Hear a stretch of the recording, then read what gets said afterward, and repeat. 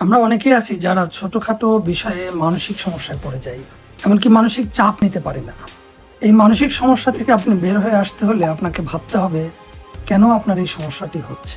দেখবেন হয় আপনি অর্থনৈতিক সমস্যায় আছেন, না হয় আপনি পারিবারিক কোনো জটিলতায় আছেন, না হয় আপনি পেশাগত জীবনে কোনো কিছু বিষয়ে ডিস্টার্ব আছেন। তখন আপনি দেখবেন ছোটখাটো বিষয়ে আপনার মেজাজ খিটখিটে হয়ে যাবে, আপনি চাপ নিতে পারবেন না, আপনার রাগ হয়ে যাবে।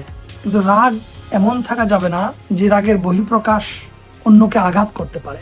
তাহলে মানসিক চাপ থেকে মানসিক চাপ থেকে আপনার নানা ধরনের ডিস্টার্ব তৈরি হতে পারে, এবং এই মানসিক চাপের কারণে আপনি পারিবারিক জীবনেও ডিস্টার্ব বোধ করতে পারেন।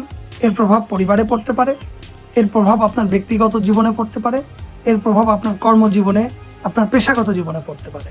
যেসব কারণে মানসিক চাপ হয়, অর্থাৎ আপনার আর্থিক সমস্যা, আপনার পারিবারিক সমস্যা, অথবা আপনি কাজ নিয়ে অনেক ব্যস্ত আছেন, সে কারণেও কিন্তু আপনার মানসিক সমস্যা হতে পারে, এবং সেজন্য আপনি হঠাৎ হঠাৎ রেগে যেতে পারেন।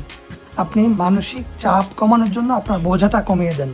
আপনার যে ধরনের বিজি শিডিউল আছে সেটাকে হালকা করুন, সেটাকে রুটিন করার চেষ্টা করুন। দ্বিতীয়ত হচ্ছে, আপনার যে সমস্যায় থাকুক না কেন, আপনি সেটা সমাধান খোঁজার চেষ্টা করুন। সমস্যাকে পুঁজি করে রাখবেন না, সমস্যা সমাধানের চেষ্টা করুন। আর সমস্যা সমাধান করতে গিয়ে উচ্চ আকাঙ্ক্ষা করা যাবে না। আপনার সাধ্যমতো চেষ্টা করে আপনি সমস্যার সমাধান করুন। তৃতীয়ত যে কাজটি আপনাকে করতে হবে সেটি হচ্ছে আপনার নিজের প্রতি সহানুভূতিশীল হন।